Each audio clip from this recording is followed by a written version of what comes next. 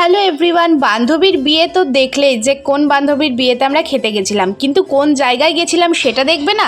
তো চলো দেখিয়ে দিই। আমরা গিয়েছিলাম চুরুলিয়া গ্রামে। আর চুরুলিয়া গ্রামে যাওয়ার সময় এই রাস্তাগুলো কত সুন্দর লাগছে না?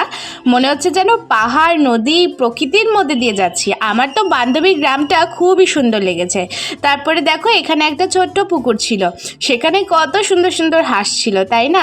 আমার তো এমনি প্রকৃতি অনেক ভালো লাগে। তোমাদের কাদের কাদের গ্রাম্য প্রকৃতি ভালো লাগে বলো তো? আমি জানি সবারই ভালো লাগে। তো তারপরে দেখো এইখানেই চলছিল আমাদের বান্ধবীর ফটোশ্যুট।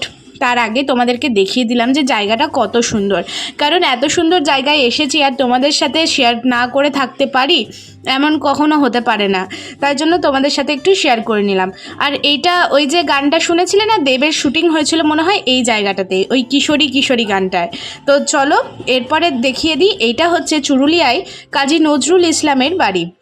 তো তোমরা কারা কারা কাজী নজরুল ইসলামের বাড়ি দেখেছো তারা কমেন্ট করে জানিও কিন্তু। আর এটা হচ্ছে লাইব্রেরি, দেখেই নাও তোমরা। কবিতীর্থ চুরুলিয়া কিন্তু আমার খুবই সুন্দর লেগেছে। আর এই যে আমার সুন্দরী বান্ধবী, এখানে হচ্ছে ওর ফটোশ্যুট। তাই জন্য আমরা অনেকক্ষণ ধরে অপেক্ষা করছিলাম যে দেখি কিভাবে ব্রাইডাল শ্যুট হয়, কিভাবে ফটোশ্যুট করায়। আর এত সুন্দর প্রকৃতির মাঝে এত সুন্দর সুন্দর ছবিগুলো আসছিল না, কি বলবো। তো চলো আজকে বান্ধবীর ভিডিও তো দেখিয়ে দিলাম, আজকে সমস্ত ভিডিও কমপ্লিট হয়ে গেল।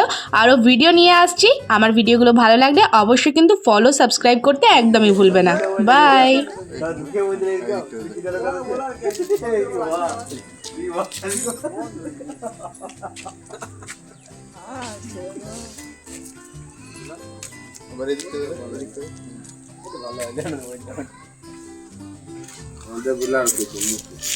ভালো